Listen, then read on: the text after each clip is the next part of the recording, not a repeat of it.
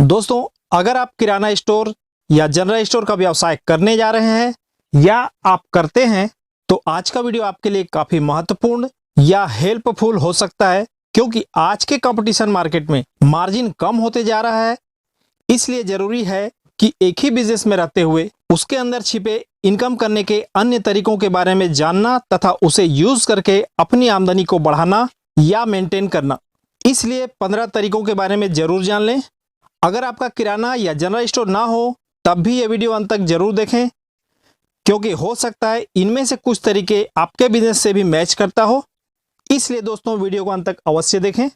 दोस्तों, अभी हाल ही में कुछ दिन पहले मैं अपने एक दोस्त के साथ उसके शॉप में बैठकर बातें कर रहा था। दरअसल उसका किराना स्टोर है और इसी दौरान उसके दुकान पर पड़े हुए कुछ पुराने कार्टून के ढेर को देखकर मेरे मन में एक सवाल आया।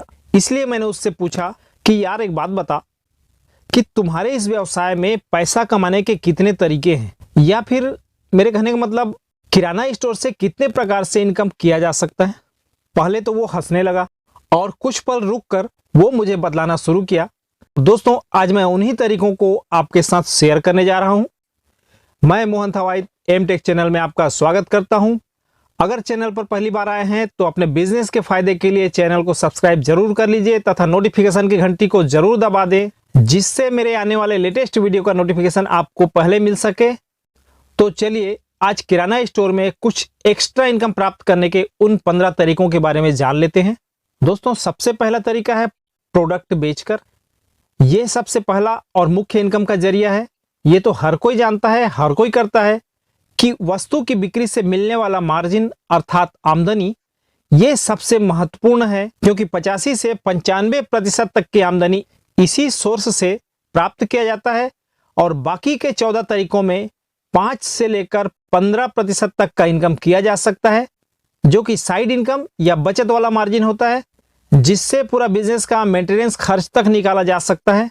और वो बाकी 14 इनकम कुछ इस प्रकार से हैं। दूसरा, मार्केट से प्राइस का इंफॉर्मेशन कलेक्ट करके जब कम कीमत में प्रोडक्ट खरीदी होता है तो उस वस्तु की रिटेल बिक्री करने पर इनकम बढ़ जाता है। इसलिए दोस्तों, जब भी अपने व्यापार से संबंधित वस्तुओं की खरीदारी करें, प्राइस की जानकारी एक दो व्यापारी से कलेक्ट करने की कोशिश जरूर करें। इससे खरीदी में बचत होता है, जिससे प्रोडक्ट बेचने में मार्जिन एक्स्ट्रा मिलता है।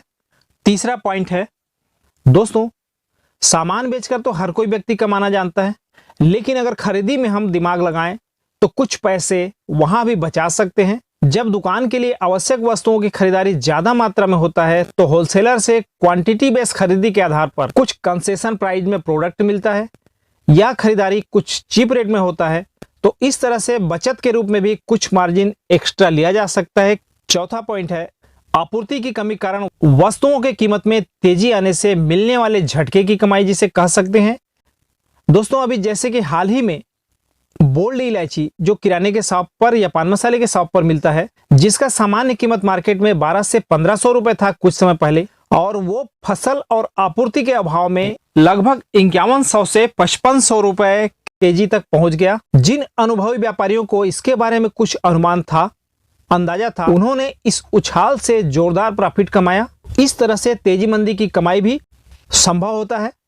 पांचवा पॉइंट है, कई कंपनियां अपने प्रोडक्ट सेल बढ़ाने के लिए या दुकानदार को अपने प्रोडक्ट सेल करने को प्रेरित करने के लिए आकर्षक कूपन स्कीम या टारगेट स्कीम चलाती हैं कि कितने क्वांटिटी के सेल पर या डीलिंग करने पर क्या प्राइस मिल सकता है। इस तरह से दुकानदार उस प्रोडक्ट को सेल करने में इंटरेस्ट लेता है ताकि उसका इनकम बढ़ सके, और यहां पर भी इस तरह से सेल करने से कुछ एक्स्ट्रा मार्जिन मिलता है। छठवां तरीका है, कई बार बड़े बड़े क्वांटिटी में खरीदारी की वजह से बहुत से डीलर होलसेलर से प्रोडक्ट की सप्लाई FOR मिलता है, या बड़े क्वांटिटी में खरीदी करने वाला व्यापारी घर पहुंच फ्री सेवा देने की बात अपने व्यापारी से करता है, उसे मनाकर प्रोडक्ट की डिलीवरी होम डिलीवरी के रूप में करवाता है। मेरे कहने का मतलब, प्रोडक्ट सप्लाई करने वाला व्यापारी अपने ट्रांसपोर्ट की सुविधा से ऑर्डर देने वाले व्यक्ति के शॉप तक वस्तु बिना ट्रांसपोर्टिंग चार्ज जोड़े फ्री डिलीवरी करता है, तो इससे ट्रांसपोर्टिंग खर्च बच जाता है।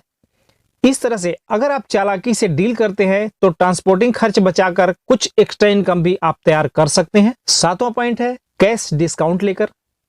जब कोई दुकानदार अपने व्यापारी से कहता है कि मुझे क्रेडिट में प्रोडक्ट नहीं चाहिए बल्कि कैश में या ऑनलाइन पेमेंट करके तुरंत कैश पेमेंट में प्रोडक्ट चाहिए, आप क्या रेट लगाएंगे या कितना डिस्काउंट दे सकते हैं मुझे। इस तरह से भी कैश परचेजिंग कर एक्स्ट्रा इनकम प्राप्त किया जा सकता है, जिसे पैसा बचाने वाला आमदनी हम कह सकते हैं। 8वां पॉइंट है ट्रैक से हटकर इनकम। दोस्तों, हर व्यापारी वर्ग के पास अच्छे ग्राहक होते हैं जो कुछ प्रोडक्ट किसी और शॉप में जाकर लेना पसंद नहीं करते, इसलिए अपने विश्वसनीय व्यापारी से ऐसे वस्तु की डिमांड करते हैं या उसे फोर्स करते हैं कि इस वस्तु के लिए हम किसी और शॉप में नहीं जाएंगे, आप हमारे लिए मंगवाकर हमें सर्विस दीजिए। और लोगों के इस स्पेशल डिमांड पर अपने ट्रैक से हटकर कुछ वस्तु मंगवाकर उन्हें डिलीवरी दिया जाता है, जिस पर कुछ इनकम प्राप्त होता है, जो अपने रूटीन बिजनेस से हटकर होने वाला इनकम होता है। 9वां पॉइंट है व्यापार जैसे जैसे पुराना होते जाता है वैसे वैसे ही किसी व्यापारी का अपने से बड़े व्यापारी के साथ विश्वास गहरा होते जाता है, साथ ही मार्केट में वैल्यू भी बढ़ते जाता है और मार्केट से क्रेडिट में प्रोडक्ट मिलने का लिमिट भी बढ़ते जाता है। कुछ समय के बाद एक ऐसा वक्त आता है कि बिना पैसा लगाए मार्केट से बड़ी संख्या या बड़ी मात्रा में क्रेडिट पर वस्तु खरीद कर विक्रय करना संभव हो जाता है। इस तरह से मार्केट का पेमेंट पेंडिंग रखकर या किसी और के पैसे पर होने वाली आय से एक अच्छा इनकम अर्जित किया जा सकता है। मेरा 10वां पॉइंट है दुकान में जब कस्टमर खरीदारी कर लेता है तो दुकानदार ये जरूर पूछता है कि वस्तुओं को रखने या पकड़ने का कोई व्यवस्था साथ लाए हैं क्या। अगर कस्टमर नहीं बोलता है तब वो अपनी तरफ से व्यवस्था देता है, अन्यथा उसके द्वारा लाए गए साधन में वस्तु को पैक करके दे दिया जाता है। दुकानदार के द्वारा इस सवाल को पूछने के पीछे एक इनकम का जरिया छुपा होता है और वो ये कि इससे व्यापारी को वस्तुओं के पैकिंग से निकलने वाले बोरियां नहीं देना पड़ता, जिसकी बचत होती है, जो कुछ दिनों के स्टोर से काफी मात्रा में एकत्रित हो जाता है, जो कि एक बढ़िया कमाई देकर जाता है। 11वां पॉइंट, आज भी बहुत से एरिया में खासकर आउटर एरिया के किराना स्टोर्स पर खाद्य तेलों को खुला मापकर बेचा जाता है और उन तेल के खाली डिब्बों को बेचकर एक्स्ट्रा इनकम प्राप्त किया जा सकता है और ऐसा बहुत से व्यापारी करते भी हैं। 12वां पॉइंट है किराना स्टोर या जनरल स्टोर में बिकने वाला बहुत से आइटम कार्टून पैकिंग में आता है, जो कि प्रोडक्ट रिटेलिंग करने पर खाली हो जाता है, जिसे कबाड़ वालों को बेचकर अधिकांश व्यापारी एक शुद्ध एक्स्ट्रा इनकम प्राप्त करते हैं।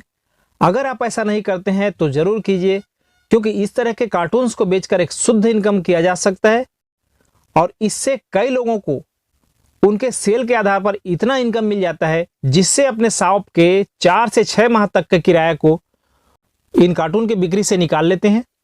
मेरा 13वां पॉइंट है बहुत से सामान कैरी बैग पर तथा डीलर या होलसेल के पास से आने वाले कार्टूनों पर रस्सी बंधकर आता है ताकि डिलीवरी और ट्रांसपोर्टिंग के दौरान वस्तु डैमेज ना हो, इसलिए जिसे रीयूज करके उन वस्तुओं से निकले हुए पुराने बैग या पैकिंग से निकलने वाले रस्सी का रीयूज करके रस्सी और कैरी बैग पर होने वाले कुछ खर्चों को बचा लिया जाता है, एक्स्ट्रा इनकम प्राप्त किया जाता है।